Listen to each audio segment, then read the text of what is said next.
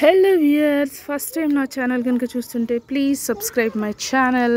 చూస్తున్నారు కదా, 2 వర్షాలు పడంగానే ఎంత బాగా ఏపుగా పెరిగింది ఈ తోటకూర. చూడండి, బాహుబలి తోటకూరలా పెరిగింది. ఎంత పెద్దగా ఉంది చూడండి. ఆ కంటైనర్ చూడండి, అది పెరిగిన ఎత్తు చూడండి. అసలు దీంట్లో ఉన్న అన్ని మొక్కలు అలాగే ఉన్నాయి. ఇంకా ఇది చూడండి,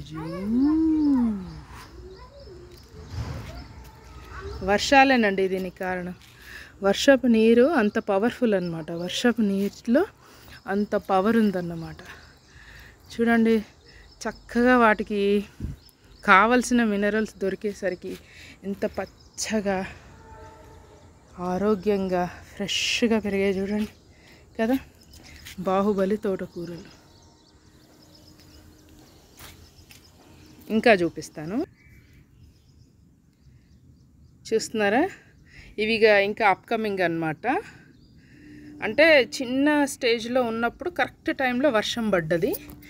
చూడండి, విదిన్ 1 to 2 డేస్లోనే ఇంత ఏపుగా పెరుగుతాయి ఆకుకూరలు. చాలా బాగా పెరిగాయి. చూసారా, వర్షం అంటే ఎండాకాలంలోనే హ్యాపీగా పెరిగిపోతాయి. ఇక వర్షం దానికి కావాల్సిన మినరల్స్ దొరికేసరికి ఇంకా చాలా ఫాస్ట్గా గ్రో అవుతాయి అన్నమాట. ఇదిగోండి, ఇది ఇంకో చోట. తోటకూర విత్తనాలు ఒక్కసారి పడ్డాయంటే మన తోటలో ఇక ఎండాకాలం వచ్చినా ఒక వర్షం పడ్డా మనకి పుష్కలమైన తోటకూర ఈజీగా వస్తుంది. ఇదిగోండి, ఇక్కడ అది అక్కడ తోటకూర.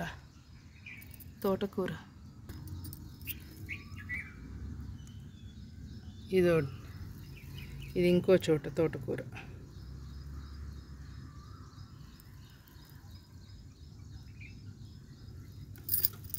ఇదేమో అడవి పొన్నగంటి.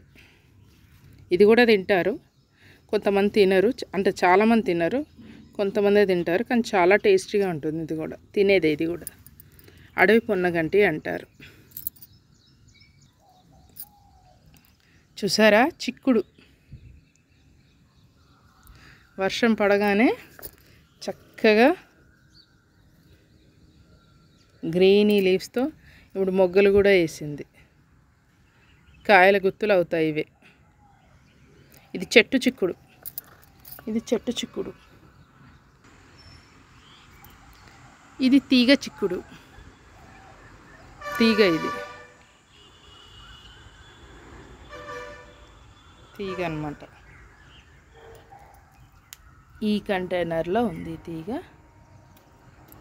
చిక్కుడు.